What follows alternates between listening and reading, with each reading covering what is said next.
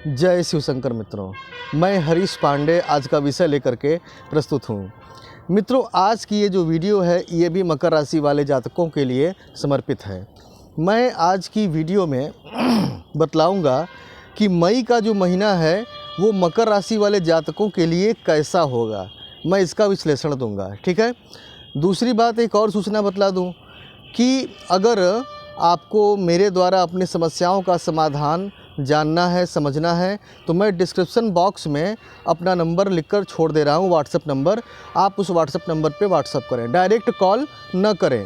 WhatsApp के through ही decide होगा कि कब बात करनी है, कितने बजे बात करनी है, ठीक है। तो चलिए इस प्रोग्राम को हम आगे बढ़ाते हैं। देखिए मित्रों, सबसे पहली बात ये मैं बतला दूं, चूँकि मेरे हर वीडियो में नए दर्शक ज़रूर आकर के जुड़ते हैं, तो इसीलिए कुछ बेसिक बातें मुझे बतला देनी आवश्यक हैं। अभी मकर राशि वालों पर शनि देव की 7.5 चल रही है। कल 29 अप्रैल है और कल 29 अप्रैल की प्रातः काल शनि देव मकर राशि से निकल करके चले जाएंगे कुंभ राशि में, ठीक है। और मकर राशि से जैसे ही निकलेंगे ना, मकर राशि वालों के शरीर और दिमाग पर पड़ा हुआ एक बोझा हल्का हो जाएगा, उठ जाएगा, ख़त्म हो जाएगा, ठीक है। और बहुत बड़ी रिलीफ मिलेगी मकर राशि वाले जातकों को। पहली बात ये कि 7.5 क्या होती है, बहुत से लोग पूछ चुके हैं कमेंट बॉक्स में, जो नए दर्शक हैं। तो 7.5 जो होती है ये मनुष्य के जीवन में 3 बार आती है। एक तो बचपन में, जब व्यक्ति अपने माता पिता के आश्रय में होता है। दूसरा युवावस्था में, जब वो अपना करियर और गृहस्थ संसार बसा रहा होता है। और तीसरा वृद्धावस्था में। 30 साल के अंतर पर 3 7.5 आ जाती है। बचपन की 7.5 तो कोई विशेष कष्ट नहीं देती, लेकिन युवावस्था में जब 7.5 आ जाती है तो अपार कष्ट और अपार पीड़ा देकर जाती है। पर वृद्धावस्था में जो 7.5 आती है वो भी काफ़ी तकलीफ़ दे जाती है, क्योंकि युवावस्था की 7.5 तो आपने झेल ली, क्योंकि आपका शरीर युवा था, जवान था। लेकिन बुढ़ापे में क्या होगा? बुढ़ापे में तो शरीर जर्जर खोखला हो जाता है। 7.5 आदमी झेल ही नहीं पाता, दुर्दशा हो जाती है।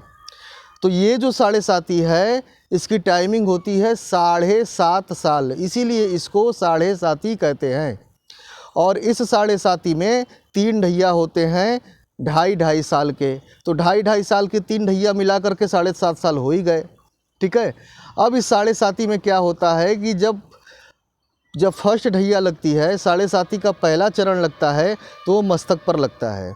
उस समय क्या होता है कि मस्तिष्क संबंधित बीमारियां पैदा होती हैं, जैसे अनिद्रा के रोग, माइग्रेन हो गया, डिप्रेशन हो गया।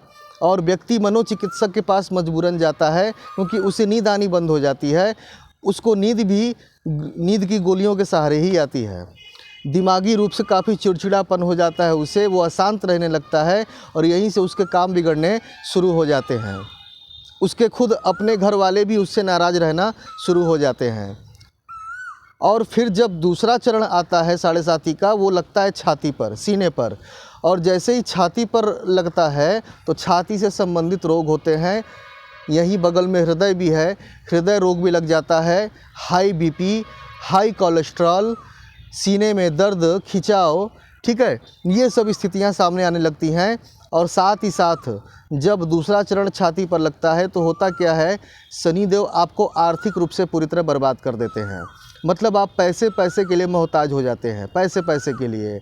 और इसी दूसरे चरण में, पहले चरण में तो उतना पता नहीं चलता है, लेकिन ये दूसरा चरण इतना तीव्र होता है कि इसी दूसरे चरण में हर एक इंसान आपको धोखा देता है।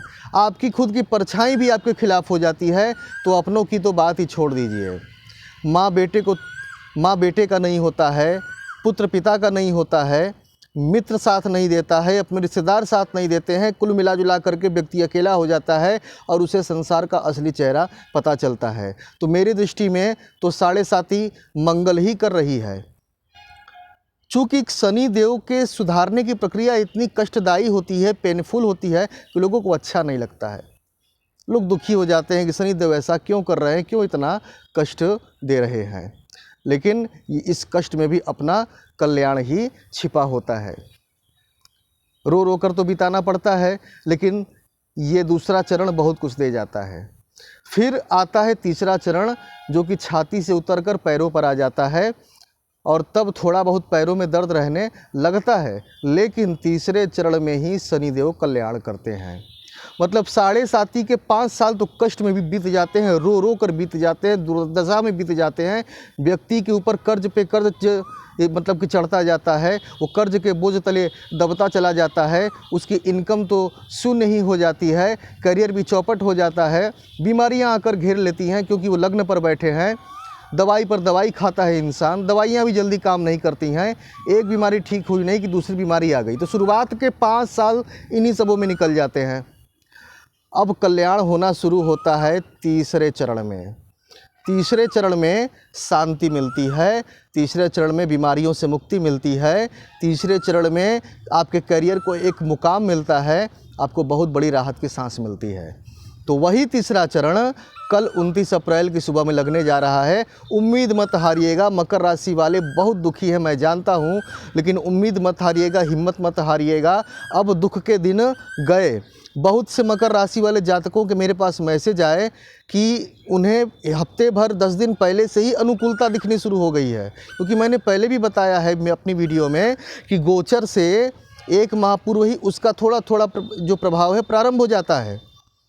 और अभी भी आप मेरी वीडियो देख रहे हैं, सुन रहे हैं, आपको इस बात का एहसास हो रहा होगा। अपने हफ्ते भर पहले के मतलब आप रिजल्ट को मिलाकर मैच करके देख लीजिए, कुछ ना कुछ पॉजिटिव फ़र्क आपको आना शुरू हो गया होगा, और कल से तो बहुत ज़्यादा होगा। ठीक है, चलिए जानते हैं मई के महीने में क्या सिचुएशन रहेगी। तो मई के महीने में 3 ग्रह अपना राशि परिवर्तन कर रहे हैं। सबसे पहले तो 15 मई को ग्रहों के राजा सूर्य भगवान वो वृषभ राशि में चले जाएंगे। फिर ठीक 2 दिन बाद 17 मई को मंगल देव मीन राशि में चले जाएंगे, गुरुदेव की राशि मीन राशि है। उसके पश्चात फिर 23 मई को जो शुक्र देव हैं वे भी अपना राशि परिवर्तन कर लेंगे। ठीक है, तो अब क्या होगा कि अब इसके बाद आपका क्या राशिफल मतलब आपका क्या प्रेडिक्शन बनेगा, क्या स्थिति बनेगी, क्या फलादेश बनेगा, वो मैं आपको बतलाता हूँ। देखिए, मैं इसमें आपके स्वास्थ्य, इनकम, शिक्षा, लव लाइफ और वैवाहिक जीवन को मैं लूँगा। तो सबसे पहले मैं आपकी इनकम को लेता हूँ। तो देखिए मित्रों, अभी तक शनिदेव प्रथम भाव में बैठे थे, लग्न पर बैठे थे, तो आपको बीमारियाँ दे रहे थे और आपको आर्थिक हानि पहुँचा रहे थे। अब शनिदेव कल 29 तारीख को अप्रैल को आपके द्वितीय भाव में आ जाएंगे। द्वितीय भाव कुंडली का अच्छा होता है, क्योंकि द्वितीय भाव धन का होता है, वाणी का होता है, कुटुंब का होता है। तो जैसे ही द्वितीय भाव में शनिदेव आएंगे, आपके अर्थ के रास्ते खुलने शुरू हो जाएंगे। आपके करियर में कोई रुकावट थी तो वो दूर हो जाएगी। प्रमोशन नहीं मिल रहा था तो प्रमोशन होने के चांसेज हैं, और इतना ही नहीं, सैलरी नहीं बढ़ रही थी तो सैलरी भी बढ़ने के चांसेज हैं, क्योंकि आपके अंदर फुर्ती आ जाएगी, आपकी इम्यूनिटी बढ़ेगी, आपके अंदर बोल्डनेस बढ़ेगा, आपका आत्मबल बढ़ेगा। तो इसके फल स्वरूप आप बहुत ज़्यादा बेटर परफॉर्म कर पाएंगे। तो जाहिर सी बात है कि आपके लाभ होंगे। और जो लोग बिल्कुल बेरोज़गार होकर के बैठे थे ना, अगर वे ये सोच रहे हैं कि शनिदेव कहीं से छप्पड़ फाड़ के दे देंगे क्या हमें, तो मैं बता दूं कि जिस प्रकार न सोचा हुआ भी बिगड़ जाता है, बर्बाद हो जाता है, उसी प्रकार न सोचे हुए तरीके से भी इनकम के सोर्स बनना शुरू हो जाते हैं। तो ये होगा आपके साथ तीसरे चरण में, यानी 29 अप्रैल से 12 जुलाई के बीच में। तो आर्थिक स्थिति तो आपकी बहुत शानदार रहने वाली है। परिवार में आपका सम्मान बढ़ेगा और आपको खूब प्यार मिलेगा। स्वास्थ्य की बात करें तो स्वास्थ्य भी आपका बेहतर रहने लगेगा। जैसा कि मैंने बताया कि अभी तक वो प्रथम भाव में थे शनिदेव, तो आपका इम्यून सिस्टम कमज़ोर कर रहे थे, आपको बीमार बनाए रखे थे, दवाइयों की गुलामी करनी पड़ रही थी। लेकिन अब वो फर्स्ट भाव से निकल के द्वितीय भाव में आएंगे तो बीमारियों से राहत मिलेगी, बिल्कुल राहत मिलेगी, 100% राहत मिलेगी। आप सुकून की सांस लेंगे। ये 2 महीने, लगभग 2.5 महीने का जो ट्रेलर है, ये आपको इस बात का परिचय दे देगा कि जनवरी 2023 से जब फिर से 7.5 का तीसरा चरण लगेगा पूरे 2.5 साल के लिए, तो वो समय आपके लिए कैसा होगा। ठीक है, अब बात करते हैं शिक्षा पर। आपकी एजुकेशन पर। तो देखिए एजुकेशन का विचार पंचम भाव से किया जाता है और पंचम भाव के जो मालिक यहाँ शुक्र देव हैं वो तीसरे घर में बैठे हुए हैं। हालांकि तीसरा घर कुंडली का शुभ नहीं माना जाता है, लेकिन यहाँ शुक्र देव उच्च के होकर के बैठे हैं, तो पढ़ाई लिखाई में तो आपका मन अच्छे से लगने वाला है। अभी तक जो आप पढ़ाई लिखाई से भाग रहे थे, किताबों की तरफ देखने का मन नहीं करता था या किताबें लेकर बैठते ही दिमाग कहीं और उड़ने लग जाता था, उस स्थिति से आपको निजात मिलेगी, आपकी एकाग्रता बढ़ेगी, कंसंट्रेशन पावर आपका बढ़ेगा और आप अच्छे से पढ़ाई लिखाई में परफॉर्म कर पाएंगे। हाँ, एक बात ध्यान रखिएगा कि हो सके तो कोई अगर एग्ज़ाम हो 25 मई के बाद देंगे तो आपको सफलता मिलेगी, या कोई एडमिशन लेना हो तो 25 मई के ही बाद एडमिशन लीजिएगा, सफलता मिलेगी निश्चित रूप से, ठीक है। क्योंकि 23 तारीख को शुक्रदेव अपना राशि परिवर्तन करेंगे, तो 23 के बाद अगर आप ये एडमिशन का काम, एग्ज़ाम का काम करते हैं तो आपको सफलता दिला देंगे, पक्की बात है, बिल्कुल। हाँ, एक बात है, चूँकि अभी भी आप 7.5 के ही प्रभाव में रहेंगे, भले ही तीसरा चरण है, तो कभी कभार मन भागेगा, ठीक है, भटकाव कभी कभार हल्का फुल्का होगा, लेकिन आप उसे मैनेज करने का प्रयास कीजिएगा, आपको सफलता मिलेगी, ठीक है।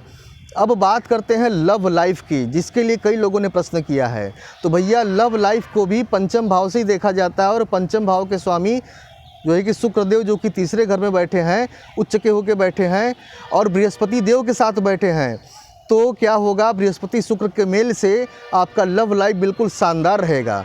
अभी तक अगर आप दोनों में झगड़ा तकरार चल रहा था, गलतफहमी चल रही थी, आप लोगों की दूरियां बन चुकी थी और ऐसा लग रहा था कि ब्रेकअप हो जाएगा, तलाक हो जाएगा, तो वो स्थितियां आप समाप्त होना शुरू हो जाएंगी।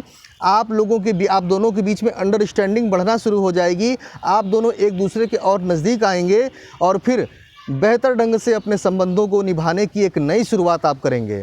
तो लव लाइफ तो बहुत शानदार रहने वाली है। अभी तक जो लोग सिंगल हैं उन्हें भी इसी 2.5 महीने के पीरियड में किसी न किसी साथी के मिलने की भी गुंजाइश है, ठीक है। अच्छा, अब बात करते हैं वैवाहिक जीवन की। वैवाहिक जीवन भी शानदार रहने वाला है। वैवाहिक जीवन को हम सप्तम भाव से देखते हैं, ठीक है, और सप्तम भाव से अगर देखें तो सप्तम भाव पर बृहस्पति देव की दृष्टि है और बृहस्पति देव की दृष्टि में ही अमृत होता है। तो सप्तम भाव यानी आपका वैवाहिक जीवन बहुत शानदार रहने वाला है। बृहस्पति देव की दृष्टि होने के कारण से इतना फ़ायदा होगा आपको कि आप दोनों अगर आपस में बहुत ज़्यादा लड़ भी जाएंगे ना, तो फिर भी उसके बाद एक हो जाएंगे और आप लोग वापस एक दूसरे का हाथ पकड़ के प्रेम से चलेंगे, ठीक है। तो वैवाहिक जीवन भी शानदार रहेगा। हाँ, तीसरे चरण में आप कहीं इन्वेस्ट करना चाहते हैं तो आप कर सकते हैं, कोई रिस्क नहीं होगा, ठीक है। चलिए, अब आपको अंततः एक उपाय बतलाता हूँ। बहुत ही गजब का उपाय बतलाने आया हूँ आज मैं, एक यूनिक उपाय। ये ऐसा उपाय है कि जिनको अपनी डिटेल नहीं मालूम है, जन्म कुंडली उनकी नहीं है, वे लोग भी कर सकते हैं। जिन्हें ये भी नहीं पता कि मुझ पर किस ग्रह का प्रकोप है या मेरा कौन सा ग्रह अच्छा है, वे भी ये उपाय कर सकते हैं। और जिन्हें पता है कि शनि उनका खराब है, उनकी तो बात ही अलग है, ठीक है। तो शनि देव को प्रसन्न करने का, और शनि ही नहीं, राहु प्लस केतु, इन तीनों को अनुकूल करने का मैं आज एक ज़बरदस्त उपाय बता रहा हूँ आपको, सुन लीजिए आप। सुबह में जब आपके यहाँ भोजन बनता है तो जो रोटी बनती है तवे पर, उस तवे पर बनने वाली पहली रोटी का आधा टुकड़ा गाय को खिलाइए, फिर बचे हुए आधे टुकड़े का आधा टुकड़ा कुत्ते को खिलाइए, फिर शेष बचा हुआ आधा टुकड़ा कौवे को खिलाइए। गाय, कुत्ता और कौवा, उन्हीं में, इन तीनों में आप फर्स्ट रोटी को मतलब बांट दीजिए, दे दीजिए।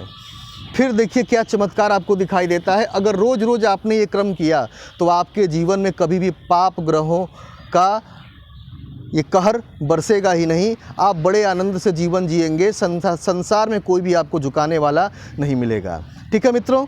तो ये उपाय करके देखिए, बहुत जल्दी रिस्पांस आपको मिलेगा। बहुत लोगों ने मुझे बताया है इसे करने के बाद, ठीक है। तो अगर कोई समस्या होगी तो डिस्क्रिप्शन बॉक्स में अपना व्हाट्सएप नंबर दे रहा हूँ, आप उस पर अपनी समस्या लिखकर भेज सकते हैं। डायरेक्ट कॉल मत कीजिएगा, फ़ोन पर बात करनी हो तो व्हाट्सएप पे ही तय होगा, ऐसे नहीं, ठीक है। तो चलता हूँ, मुझे आज्ञा दीजिए। जय शिव शंकर।